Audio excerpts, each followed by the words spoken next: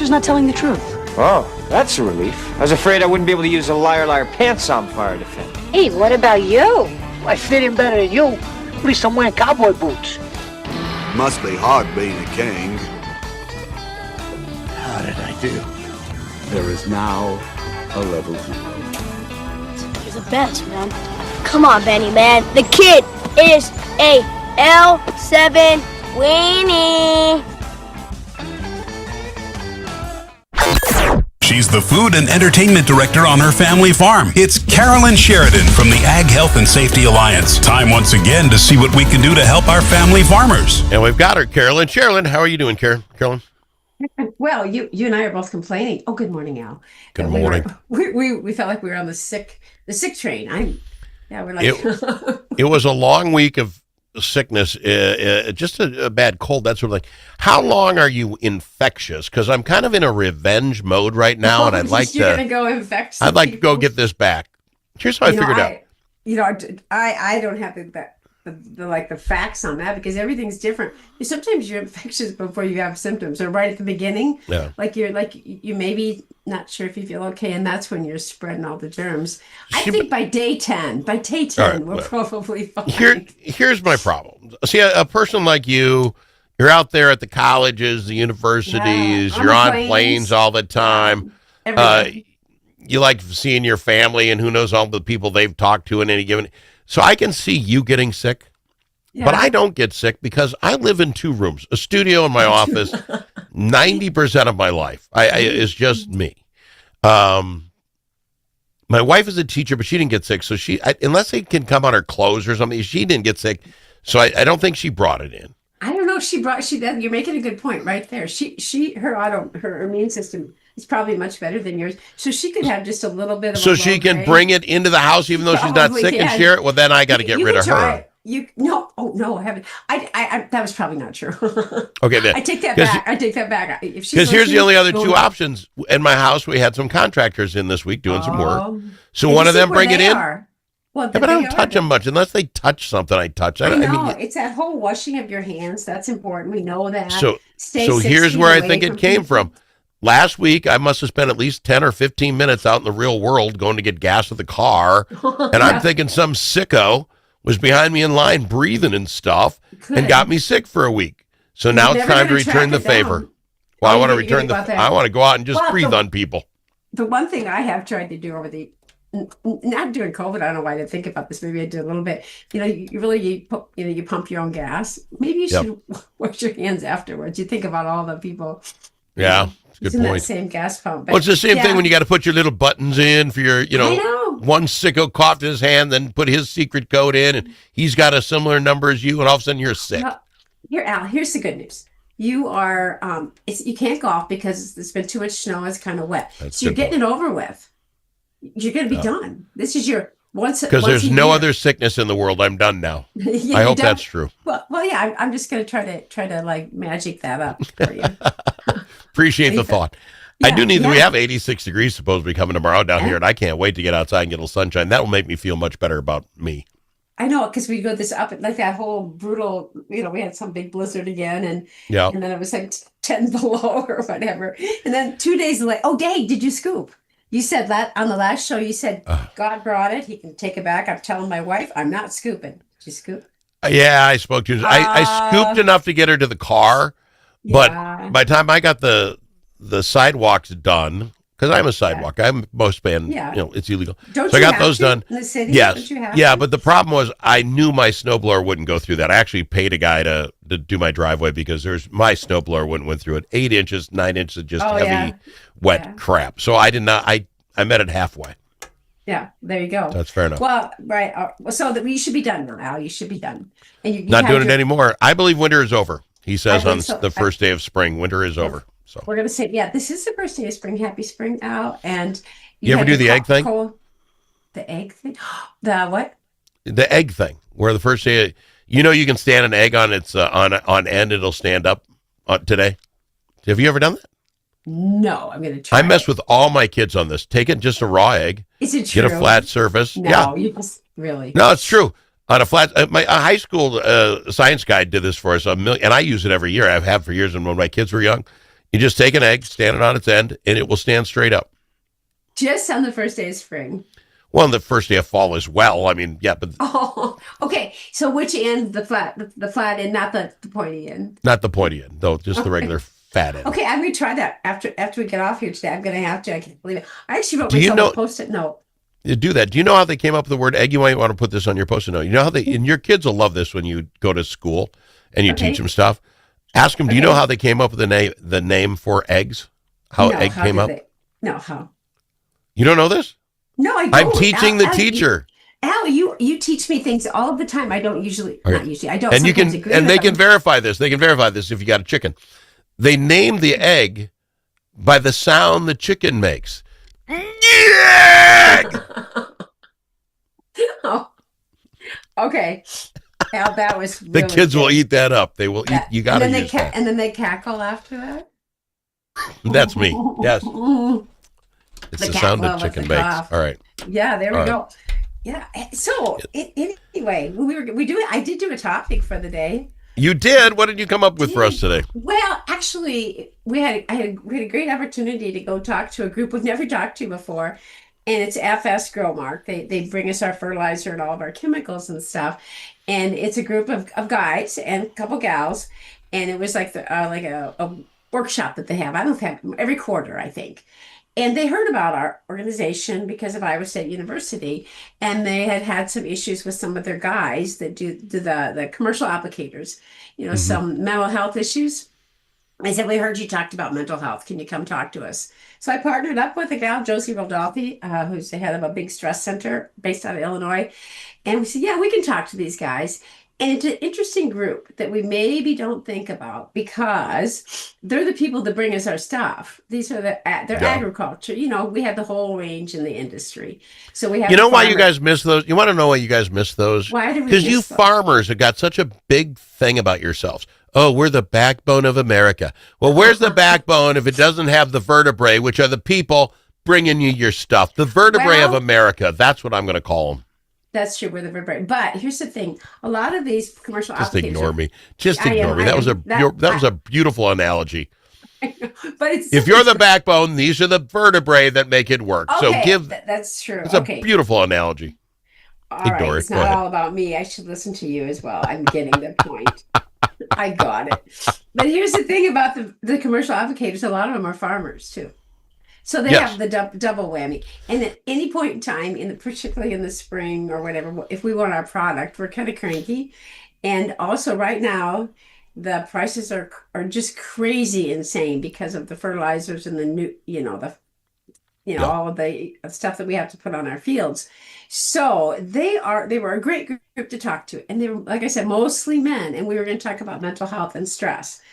And Josie does this a lot. I mean, not so much. I do just a little switch. She does big programs with it. And she's talking about getting guys into small groups, small groups. Oh, they love that. Oh, yeah. I know. I'm like, Josie, are you sure? And it was about 100 people. And I'm like, so you've got 100? Oh, did you guys do role playing? Guys hate that as well. Like case studies and things like that. She had a whole presentation. And I really was just standing up there helping and kind of interjecting once in a while. And we didn't give them enough credit. I didn't at the beginning. It was a great program. They did a really good job. I was really surprised and very, very encouraged. And they were even sitting at tables like facing front. They weren't in circle tables. Mm-hmm. And she said, you sometimes do better if you put people for all facing forward, because otherwise they get chatting and they're not even listening to you. They're just chatting.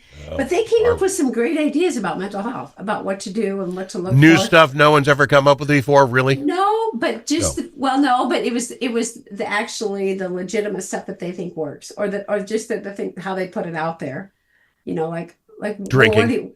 That was that. That's I'm sure it is. Yeah, it was. Yeah. Little snuff always takes the edge off. Come on. Well, you talk about, what's the signs and symptoms, and what are the things that people are doing that maybe you're more concerned about them. So we gave them some scenarios to talk through, and we had a lot of fun.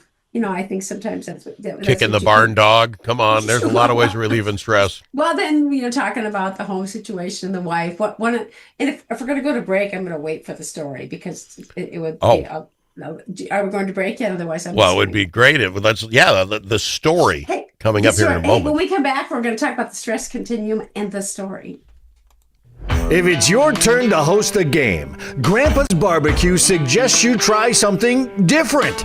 Put out the perfect barbecue flavor of Grandpa's Barbecue. Add it to your ribs, dip the meatballs, or drench your wings in the original flavor of Grandpa's Barbecue. It isn't too hot or spicy, fruity or smoky or whatever. Grandpa's Barbecue. Available in select stores and online at grandpasbarbecueshop.com. You know that car sound that sounds like a cricket playing a banjo? Jay's can fix that. You know when you step on the brakes and your car sounds like a pair of tennis shoes in the dryer? Paul is the guy who specializes in that. And you know that sound that never happens when the mechanic's around? Paul took a whole course on that. If you own a car, you need to know Paul. Paul owns Jay's Auto Shop, 202 North Main Street, Blue Earth, 525-1052, 525-1052.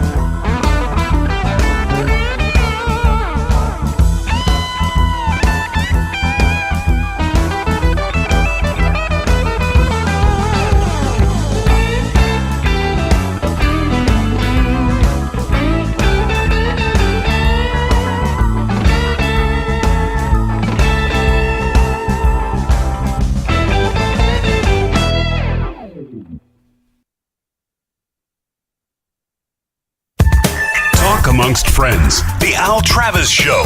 Nothing but talk. She's Carolyn Sheridan with the Ag Health and Safety Alliance, and now with the rest of the story. The rest of the story. Well, of course, when you talk about mental health or stress, you always talk about the symptoms, physical symptoms, And actually, Al, we've got a physical symptom there. Not really, because frequent colds is a symptom. But you don't being get sick. Cold. Yeah, No. I guess. Yeah, chest Once a pain, year. headaches, nausea, dizziness. Stomach ulcers, some of those things. And then we moved. Well, into wait a minute. You just farting then as well. You guys list everything that can happen to a guy, and then say that could be mental health. It could be. Yeah, I know. It's anything. Well, I think it's a change. I think if you don't normally feel that way, I think it's tough. It's really more about, is there a change? Are you continuing to feel that way? Is this ongoing? But the ones let me throw one at you that to me makes the most sense. Right here. Yeah, most sense. Okay. If someone in your life says, "Hey, what's up? You seem different," because you won't notice your little change, right? You seem a little off today.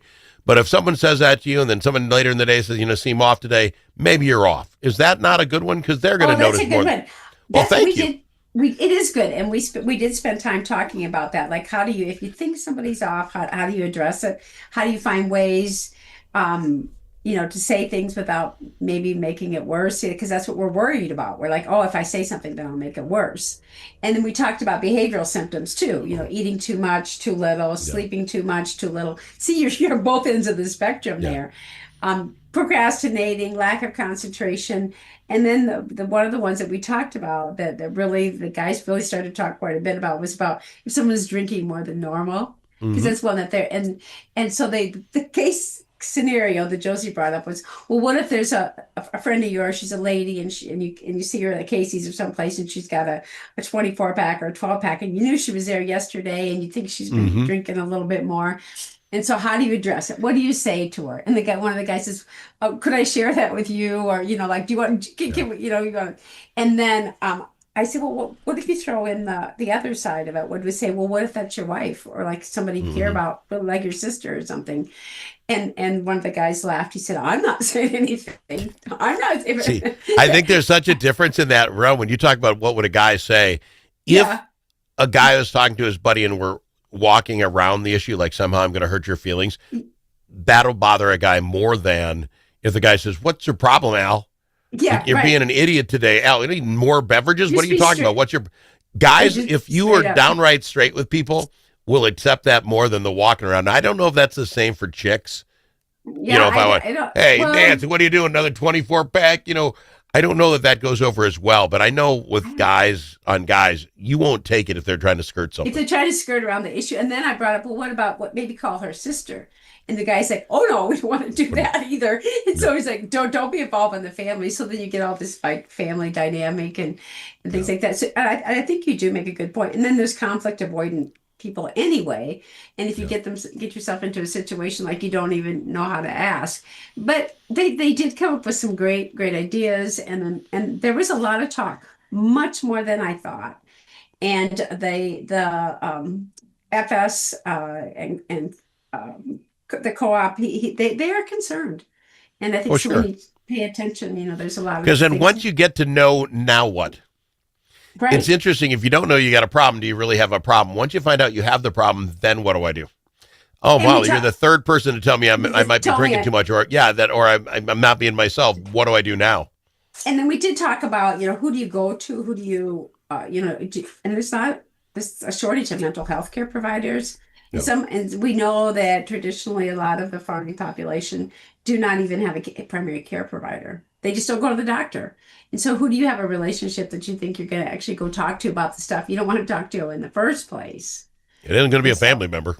No, right. And so, I know I brought this up before when I asked the college students. 90% of the college students say they'll call their mom or their dad.